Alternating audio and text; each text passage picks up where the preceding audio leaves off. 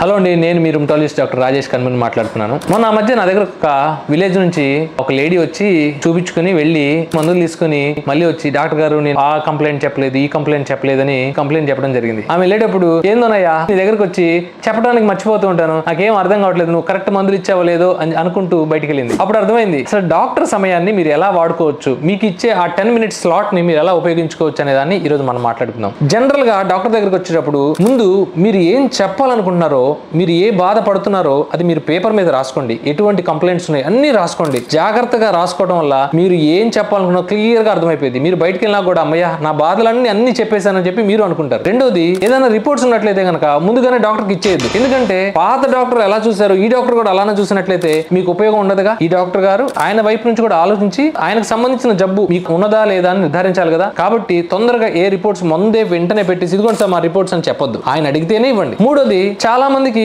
ఈ కంప్లైంట్స్ చెప్పేటప్పుడు ఎన్ని రోజుల నుంచి అని అడిగితే చాలా రోజులు ఉందని చెప్తూ ఉంటారు. చాలా రోజులు అనే పదం ఎక్కువ సార్లు వాడొద్దండి. ఎందుకంటే నెల రోజులు ఉంటే ఒక జబ్బు, 3 ఏళ్ళు ఉంటే ఒక జబ్బు, 30 ఏళ్ళు ఉంటే ఇంకో జబ్బు అని మేము ఆలోచిస్తూ ఉంటాం. కాబట్టి మీకున్న ఈ డ్యూరేషన్ ఆఫ్ సిమ్టమ్స్ అంటే ఎన్ని రోజులు ఉంచుందో చూసుకొని కరెక్ట్ గా కనుక మీరు చెప్పినట్లయితే డాక్టర్ గారు మీ ఆ 10 minutes లోనే మీకున్న సిమ్టమ్స్ బట్టి తొందరగా మీ జబ్బు చెప్పే అవకాశం ఉంటుంది. కాబట్టి ఆ సమయాన్ని ముందుగానే ప్లాన్ చేసుకుని జాగ్రత్తగా వాడుకుని మీరు డాక్టర్ గారి టైంని ఉపయోగించుకున్నట్లయితే మీకు ఆనందంగా ఉంటుంది.